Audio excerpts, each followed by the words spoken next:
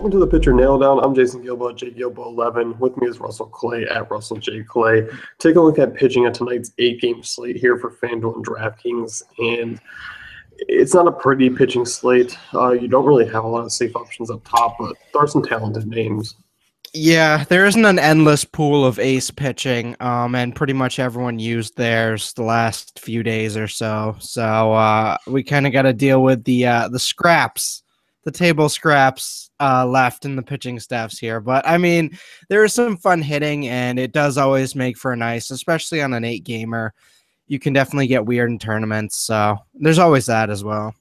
Yeah, definitely. And look at the first game here. You got the Padres and Orioles. Eric Johnson versus Ubaldo Jimenez. Over under at 10. Baltimore minus 163 favorites. To me, once again, I mean, we saw this last night. It was just kind of a stay away for both pitchers. I mean, especially on the Padres side. But I think even on the Baltimore Orioles side, I mean, there's always some upside facing the Padres. But Ubaldo Jimenez, I know he's 4,300 on DraftKings, but he's been god-awful this season. Yeah, Will Myers is a monster. I am not. The Padres have some decent stacking upside tonight, which, again, we haven't said very often, but over the last few weeks, I feel like we've been saying it that same way every day, and they've actually been paying off quite a bit. So definitely should be on your mind at least a few of the guys here. I know Solarte is really cheap on DK again, so definitely something to keep in mind there. Obviously, Ubaldo, not a guy to start or roster in any format or any site. Yeah, I don't think so. I mean, you just look at his numbers this season; they're awful. I mean, they moved him out of to the pen. I mean, he was a guy who was been that bad. I mean, half the time he could not even get above, into the positives as far as a DK point. You see a lot of negatives, a lot of fractional decimals out there. So it's a stay away for me, even at that price tag. And I feel like even with the hitting on the night slate, you don't really need to pay down to pay up for all of them. No, definitely not. Not that far down. No.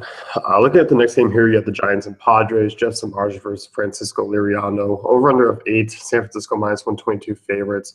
Samardzija bounced back after a couple poor starts there.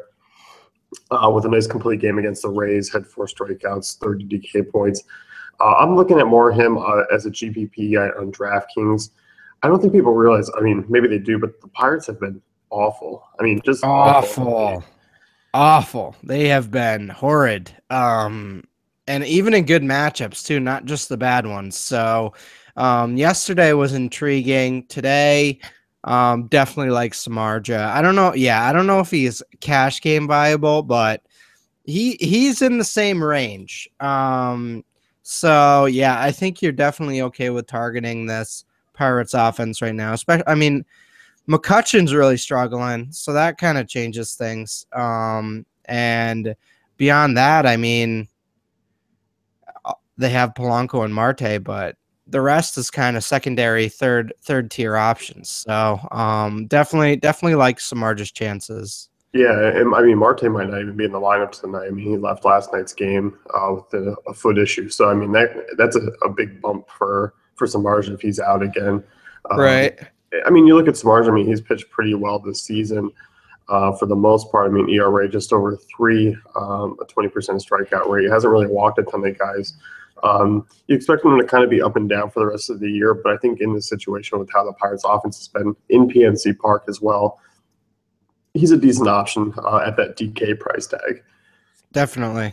As far as Francisco Liriano goes, he's a guy I just can't get behind anymore. I know he's super cheap on DK. I know the Giants' offense is heavily left-handed, but they still are a good one. They're patient, so I think that walk rate for Liriano is going to be a real big issue again tonight. I think that's a good call. I've taken a few rides on the Liriano train this year, and sometimes it pays off, and other times the machine breaks and you get stuck at the top. So I'm not totally in on that. I do think he's sort of in that punt play range at that point, 8,700 on DK. So it's cheap enough to go with, but Samardzija only 1,100 more. Probably looking at him. Yeah, I think so too. And I think that game, I mean, overall, it's going to be one of those ones where I think it's just a majority a stay away game for me. I'm not really targeting a ton of Giants hitters. I'm also not really looking at Pirates guys. So I think it's just kind of a push with Samardzija kind of being really the only real option for me. Right. I'm with you. Next one here, you got the White Sox and Red Sox, two lefties on the hill, Jose Quintana versus Eduardo Rodriguez. Over-under of 9.5, Boston minus 110 favorites. You look at this Boston offense, I mean, hindered last night by Chris Sale, and they've been kind of slumping of late. You look over the last 2 weeks, and 20th in WOBA, striking out a little bit more. So I think overall, you can still look at them. I think Quintana's price is interesting. Just because he pitched really well against them earlier this season, and he's been pitching pretty well all year long. 7,900, I really don't mind that price tag, and even a GPP shot on FanDuel 88 is not a bad option.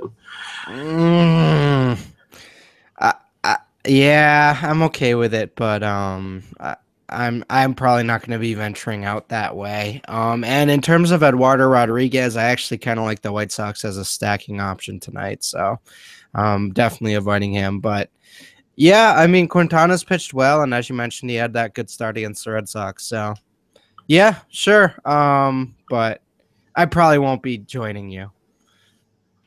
Yeah, I mean, obviously there's some risk. I mean, going up against this, a powerful offense. But I mean, I'm just looking at their struggles. I mean, of who they've faced. I mean, they're getting shut down by guys like Miguel Gonzalez. I mean, that Mariners series, they didn't really see anyone too threatening, and they didn't score many runs. So if this is a trend that kind of continues, I think Quintana in that range. I mean, obviously, you look at him and Archer as kind of those two mid-tier GPP options, and I prefer Archer a little more just because that big strikeout upside is there. Yeah, and I guess we can get into our next game here, Rays and Indians. Archer definitely someone I'm looking at, especially in tournaments on both sites. That strikeout upside is just there every game.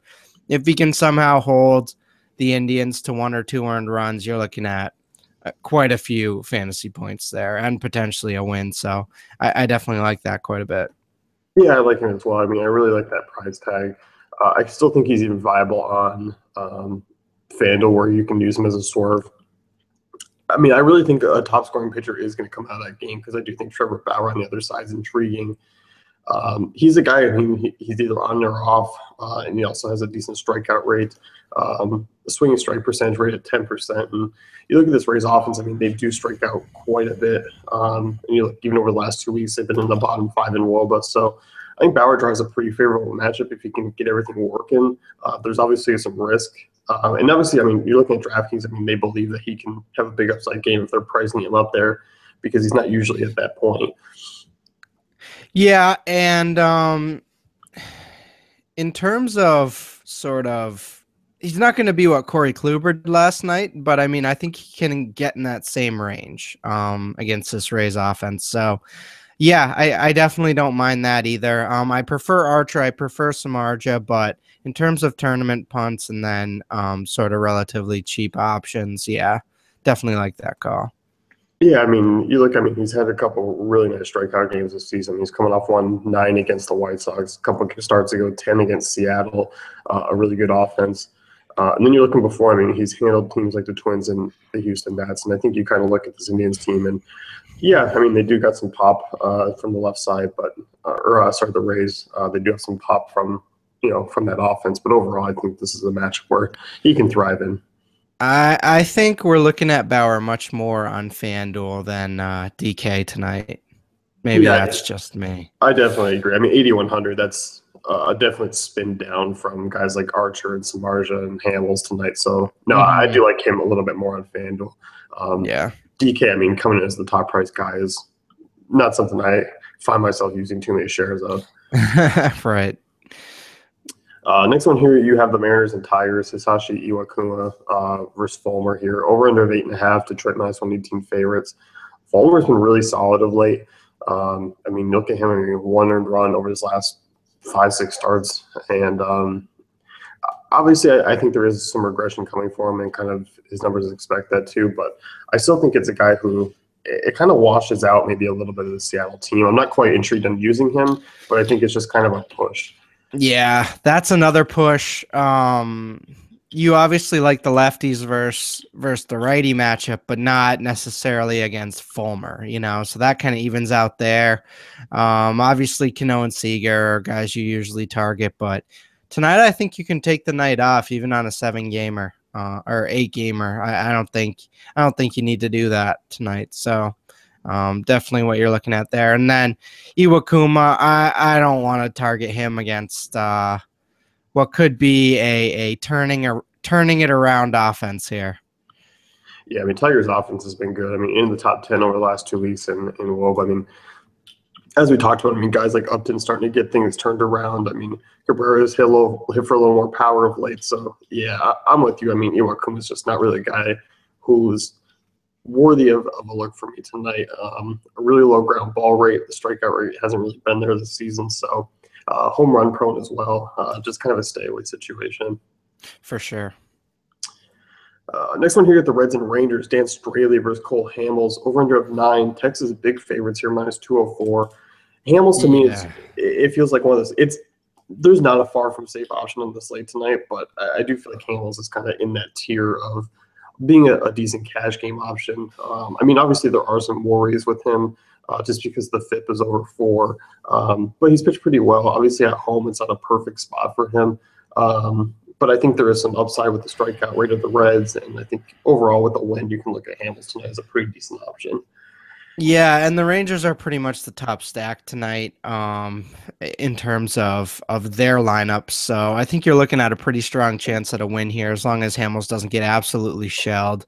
Lefty on lefty for their power bats other than Duvall. I really like this matchup, and I think he is the cash game play of the day at pitcher. So I guess that's what I'm looking at there. Yeah, I mean, you look at him, I mean, as you mentioned, Duvall's a guy to kind of work around. I mean, Duvall's hit, power off lefties pretty hard this season. And I mean, Cole Hamels has been a little bit home run prone, especially at home. Does have a decent 12.7 swing strike rate. So for me, I mean, he hasn't allowed a ton of hard ball contact. I think Cole Hamels, I'm with you, is just kind of that cash game guy to roll with tonight. Right. But I do feel comfortable spinning off of him in GPPs, though. Maybe on FanDuel. I don't know that I'd feel comfortable spinning off him in tournaments on DK. You think you're going to have 100%? Maybe not 100%, but a lot percent. So, as far as Dan Straley goes, I mean, this is a guy who we're kind of expecting to regress here. Really low ground ball rates.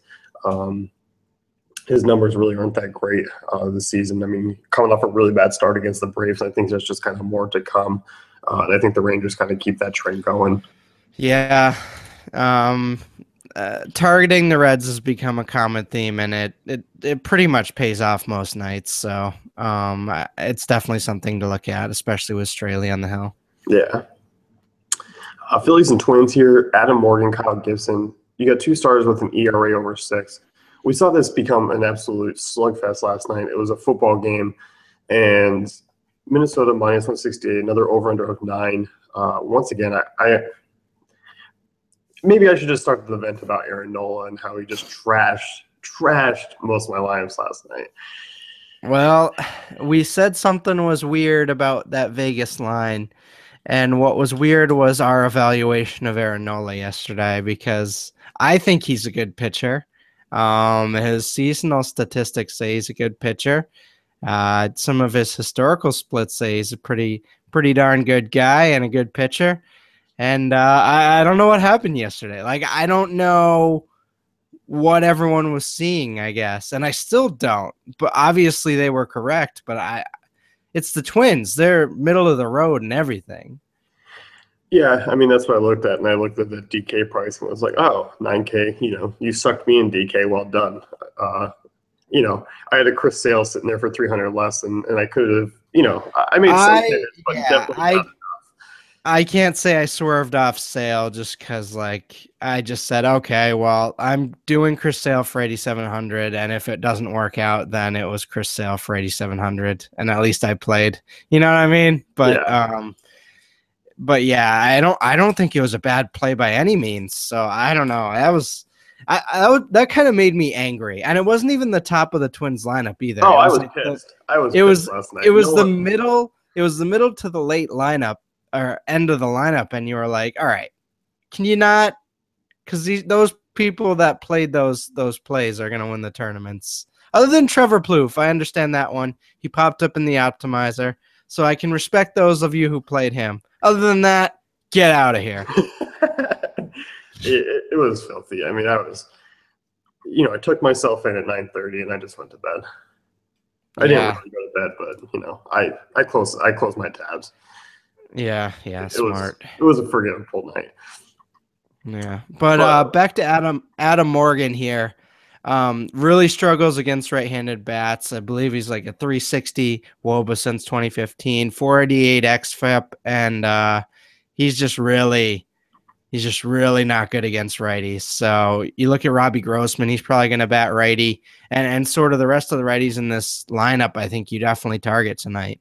Yeah, I mean, Twins have a team run total over 5, so I'm jumping on them, and all of them at a really nice value too. Mm-hmm. Yep.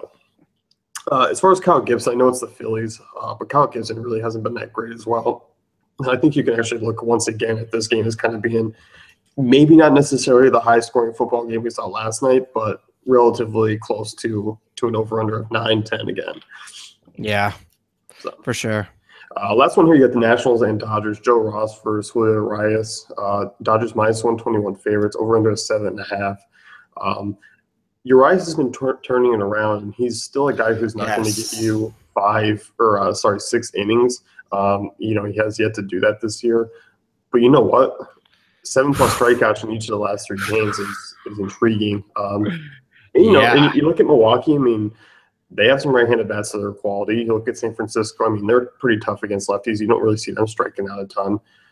Colorado at home for Urias was something that he dominated as well. So DK, I mean, you can lock him in as an SP2 if you want GPPs. I don't have a problem with it. This guy is going to be a monster. And, I mean, he already is. But, yeah, like you mentioned, that pitch count and sort of that – he doesn't get a lot of one pitch at bats. He's going for those strikeouts. So, yeah, I think that's a worry. But, again, this is looking to be pretty consistent here. Maybe you need one more start before you fully jump in. But lefty on the Nationals, that's a tough matchup for them. So, I mean, limited upside, but at the same time, not really. Like super quality, just not enough pitches to really throw in a tournament. But I guess you could do it, but not the highest upside for me. No, I mean, definitely not on the slate. I think price considered, though. I mean, there really is an 18+, DK point upside, which is fine with me. If you get enough out of your SP1, that's the crucial part, is nailing the SP1 to pair him with. Yeah, that's a good point. So, and you look at Urias, I mean, been really solid. I mean, look at the strikeout rate; it's just insane this year. I mean, 30%, and you look at his swinging strike rate. I mean, it's just really impressive. So, overall, I mean, yes, there is some risk because there are some right-handed bats, and even Harper and Daniel Murphy are capable of taking one out if he hangs one. So, definitely general risk, but on a relatively medium-sized slate, I think you can do it and maybe stack some bats as far as Baltimore goes and Texas.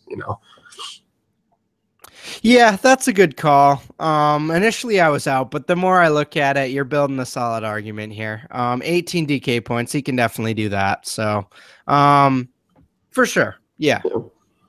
And tournament guy. Yeah, definitely. And Joe Ross on the other side, he's a guy who's been a pretty quality pitcher. I'm not completely on the Dodgers tonight, but I think you're looking at a couple of those lefties, like a Corey Seager, even a Adrian Gonzalez, just because Ross has been a little bit up and down against left-handers in his career, and there are some good ones on that Dodgers team. Mm-hmm. So he kind of gets lost for me tonight. I'm not really on him. Right, for sure. That's going to wrap things up here with the pitcher nail down. Be sure to check out dailyfantasycafe.com for all the great tools and content.